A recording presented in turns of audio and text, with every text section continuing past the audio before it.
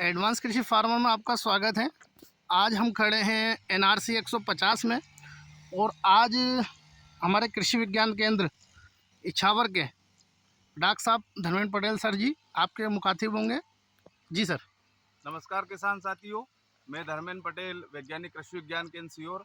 आज हम उपस्थित है सीहोर जिले की तहसील इछावर के प्रगतिशील किसान श्री रेहान मेव जी के खेत में, जो कि बहुत ही सोयाबीन की उन्नत प्रजातियों का उत्पादन लेते हैं।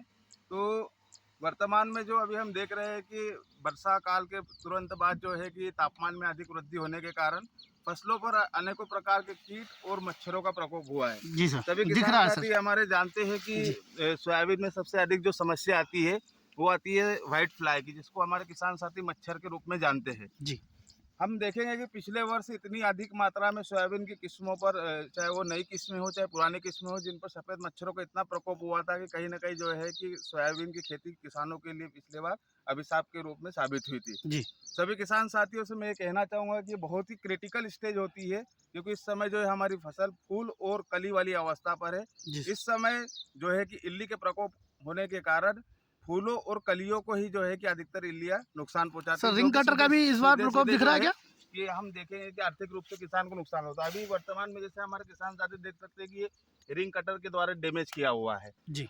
इस रिंग कटर के डैमेज के कारण कहीं ना कहीं जो है कि हमारा पौधा भी जो है कि शारीरिक और आर्थिक रूप से कमजोर होता है। जी। इसके नियंत्रण के लिए अभी वर्तमान में इस बढ़ते हुए तापमान को देखते हुए किसान साथी जो है कि हमारी जो अनुशंसित दवा है, जिसमें हमारे प्रगतिशील किसान जो है कि श्री रेहान जी भी जो है कि उसका स्प्रे कर रहे हैं, जिसमें इंडक्साकार्प प्लस नोवल्यूरान। इसके स्थान पर किसान साथी जो है कि इमामेक्टिन प्लस प्रोफेनोफास का भी स्प्रे कर सकते हैं।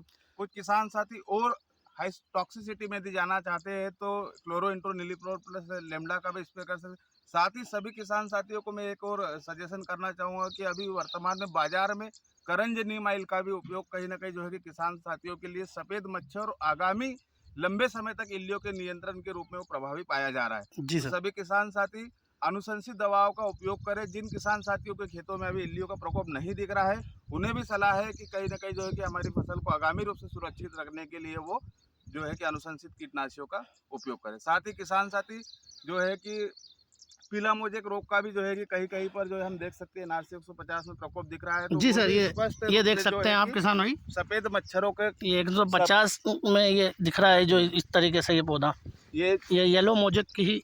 ये जो है हमारा येलो मोजेक का क्रिटिकल या हम बोल सकते हैं प्राइमरी सिम्टम होता है। इसमें रिंग कटर का भी आप देख सकते हो एक ही पौधे में। तो इसके लिए रस चूसक कीटों के लिए हमारे किसान साथी एसिडामेप्रिड, बाइपेंथेरान या डाइपेंथेरान या करंज नील ऑयल का उपयोग करके जो कि इसका भी नियंत्रण कर सकते हैं। साथ ही अनुशंसित एक हमारे फफूंदनाशक जैसे टेबुकोनाजोल प्लस सल्फर हो गया, या डाइफेनाकोनाजोल प्लस डॉक्सीस्ट्रोबिन हो गया, या पायरोस्ट्रोक्लोबिन प्लस थायोफिनेट मिथाइल या सिंगल थायोफिनेट मिथाइल इत्यादि अनेकों प्रकार के जो हमारे फफूंदनाशक होते हैं, उसमें किसी का भी एक का चयन करके हमारे किसान साथी अपनी फसलों को जो है कि आगामी समय के लिए कीट, रोग और व्याधियों के प्रकोप से बचा सकते हैं। धन्यवाद किसान। धन्यवाद सर।